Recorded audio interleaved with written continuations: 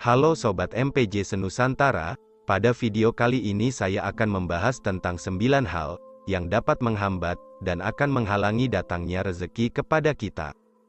Tanpa kita sadari setiap hari mengapa rezeki yang datang kepada kita sangat sedikit, dan nampak begitu sulit untuk mendekat meskipun kita sudah berusaha keras untuk mengejar dan mendapatkannya. Nah, pada video kali ini saya akan menjelaskan 9 hal yang dapat menghambat dan menghalangi jalannya pintu rezeki. Maka untuk itu silahkan simak video ini hingga selesai, untuk menambah wawasan dan pengetahuan para sobat semua senusantara. Tapi bagi yang belum subscribe silahkan klik tombol subscribe serta aktifkan tombol notifikasinya, agar terus terhubung dengan channel ini yang membahas tentang misteri, filosofi dan makna arti tentang kehidupan. Harapan saya agar sobat semua diberikan kesehatan, serta kelancaran rezeki dimanapun Sobat MPJ Nusantara berada. Langsung saja mari kita masuk pada pembahasan utama. Rezeki yang datang kepada kita sebenarnya tidak hanya berupa uang ataupun harta dan kekayaan, apapun yang dirasakan dan sudah dinikmati manusia dalam kehidupannya itu merupakan rezeki yang diberikan oleh Tuhan semesta alam. Wujud rezeki yang paling besar adalah kesehatan. Harta kekayaan yang melimpah tidak akan ada artinya jika diri kita tidak sehat dan tidak dapat untuk menikmatinya. Kesehatan pun bisa dipilah menjadi beberapa bagian, di antaranya kesehatan tubuh, ketenangan pikiran, dan ketentraman dalam hati. Dari 3 macam rezeki tersebut, ketentraman hati menjadi hal yang paling utama, selanjutnya ketenangan pikiran, kemudian kesehatan tubuh baik jasmani maupun rohani. Dengan demikian, rezeki memiliki arti yang sangat luas, tidak selalu tentang harta dan kekayaan. Rezeki yang beraneka ragam tersebut akan jauh dari seseorang apabila dirinya menyimpan hal-hal yang tidak baik. Ada 9 perkara yang menyebabkan rezeki seseorang menjauh dan tidak berkah menurut primbon Jawa dan petuah para leluhur zaman dahulu, yang akan saya rangkum dalam penjelasan di video ini. Yang pertama, menyakiti hati orang tua. Kedua, orang tua adalah orang yang menjadi perantara manusia dapat terlahir ke dunia ini. Mereka adalah malaikat penjaga yang nyata. Tidak hanya petuah kuno dalam primbon Jawa akan tetapi dalam Al-Quran dan kitab agama lain pun juga melarang seorang anak untuk menyakiti hati kedua orang tuanya. Anak yang menyakiti hati orang tuanya akan dijauhi oleh rezeki, sebab rezeki adalah pemberian Tuhan semesta alam. Sedangkan Tuhan melarang anak menyakiti hati kedua orang tuanya, maka dari keterangan di atas sudah jelas kenapa hal ini tidak boleh kita lakukan agar rezeki kita tidak terhalang. Kemudian yang kedua, memutuskan silaturahmi kepada sesama.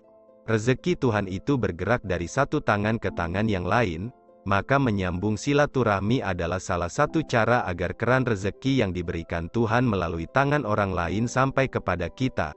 Karena itu, ketika kita memutus satu ikatan silaturahmi sebenarnya kita sudah menutup satu keran rezeki yang seharusnya mengalir melalui ikatan silaturahmi tersebut. Jangan sekali-kali memutus silaturahmi, akan tetapi sambunglah silaturahmi sebanyak-banyaknya dengan siapapun, karena kita tidak tahu dari silaturahmi yang mana kita akan mendapatkan aliran rezeki. Kita juga tidak tahu dari silaturahmi yang mana akan mempertemukan kita dengan jodoh, dan dari hubungan silaturahmi yang mana kita akan mendapatkan rezeki yang tidak terduga. Yang ketiga, enggan bersedekah dan berbagi.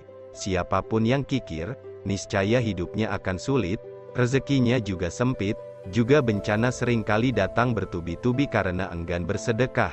Sedekah adalah penolak bala, penyubur kebaikan, serta dapat melipat gandakan rezeki, karena sedekah bagaikan sebutir benih yang menumbuhkan 7 tangkai atau butir, yang pada tiap-tiap butir itu terurai 100 biji, maka niscaya Tuhan akan membalasnya beratus kali lipat dengan rezeki dari segala penjuru alam. Yang keempat, sering ribut dengan sesama atau dengan orang di sekitarnya.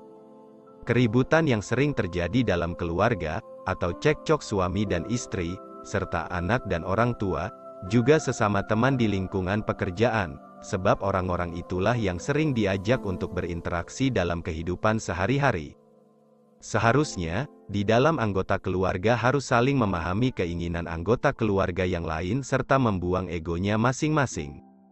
Dengan begitu, keributan tidak akan pernah terjadi, sehingga energi yang ada di rumah dan lingkungan pekerjaan adalah energi positif yang dapat mendatangkan rezeki. Sebaliknya, jika masing-masing anggota keluarga dan lingkungan sekitar tidak ada yang bisa mengontrol emosi dan saling ego, otomatis akan mendatangkan energi negatif yang menolak datangnya rezeki. Kemudian yang kelima, memberi yang disertai dengan pamrih. Pamrih adalah adanya maksud terselubung untuk mendapatkan keuntungan saat memberi atau membantu orang lain. Orang pamrih sama halnya dengan orang yang tidak ikhlas, dia memberi karena ingin balasan atau keuntungan yang lebih. Cara memberi seperti ini tidak disarankan, bahkan dilarang, sebab hanya menjadikan hatinya semakin kotor. Memberi dengan disertai rasa pamrih dapat menjauhkan rezeki, karena Tuhan hanya akan membalas pemberian seseorang yang dilandasi dengan hati ikhlas. Yang keenam, menahan hak orang lain. Sebagaimana sedekah memperlancar rezeki, maka menahan hak orang lain juga dapat menghambat rezeki kita. Hak orang lain yang tertahan dalam rezeki kita itu ibarat benda asing yang menyumbat saluran keran air. Ia akan menghalangi gerak air untuk mengalir lebih lancar. Ketika benda tersebut disingkirkan, maka air akan mengalir dengan deras. Contoh seperti orang berhutang tetapi tidak mau atau tidak ada niat untuk membayar dan selalu mengulur-ulur waktu untuk membayarkan hutang tersebut, padahal sudah memiliki uang untuk membayar hutang. Demikianlah perumpamaan hak orang lain yang wajib kita kembalikan dalam rezeki kita. Yang ketujuh, sifat sombong dan angkuh. Sombong dan angkuh merupakan sifat yang tidak pantas disandang oleh manusia. Sifat ini hanya pantas disandang oleh Tuhan semesta alam. Tidak ada alasan bagi setiap makhluknya untuk berlaku sombong dan angkuh di hadapan orang lain. Manusia yang angkuh dan sombong, selain tidak disukai Sang Pencipta juga tidak disukai oleh orang lain, maka sifat ini juga dapat menjauhkan rezeki. Rezeki sangat enggan untuk mendatangi orang-orang yang sombong dan angkuh. Dengan demikian, jalan rezeki orang tersebut akan sangat sempit. Yang kedelapan, tidak menghargai pemberian orang lain. Setiap orang akan sangat mudah menghargai pemberian orang lain manakala pemberiannya sangat besar dan berharga. Berbeda jika pemberian tersebut kecil dan tidak berharga, hanya orang-orang tertentu saja yang bisa menghargainya. Menghargai pemberian orang lain bukan hanya sekedar mengucap terima kasih saat menerimanya, lalu membuangnya saat si pemberi tidak ada. Akan tetapi hatinya sangat bersyukur dengan rezeki yang telah diterimanya karena telah mendapatkan pemberian dari orang lain, terlepas dari besar atau kecilnya pemberian itu. Saat dirinya tidak bisa menghargai dengan hati yang tulus, rezekinya juga akan susah untuk mendekat, bagi orang-orang yang tidak mau bersyukur. Yang terakhir atau yang kesembilan, iri terhadap kesuksesan orang lain. Tidak ada seorang pun yang bisa lepas dari rasa iri. Akan tetapi, cara seseorang menghadapi rasa iri, antara satu dengan lain berbeda-beda. Ada yang membiarkan rasa iri terus menggerogoti hatinya, ada pula yang menyadari bahwa rasa iri ini harus segera dimusnahkan. Rasa iri adalah bentuk bisikan setan supaya dirinya tidak ikhlas saat ada orang lain mendapatkan kebahagiaan. Kalau rasa iri dibiarkan menggerogoti hatinya, tidak menutup kemungkinan rezekinya akan menjauh dan rasa iri serta penyakit hatinya juga akan semakin menjadi. Demikian penjelasan singkat tentang 9 hal yang dapat menghambat dan menghalangi datangnya rejeki. Semoga video ini dapat bermanfaat buat Sobat MPJ Senusantara.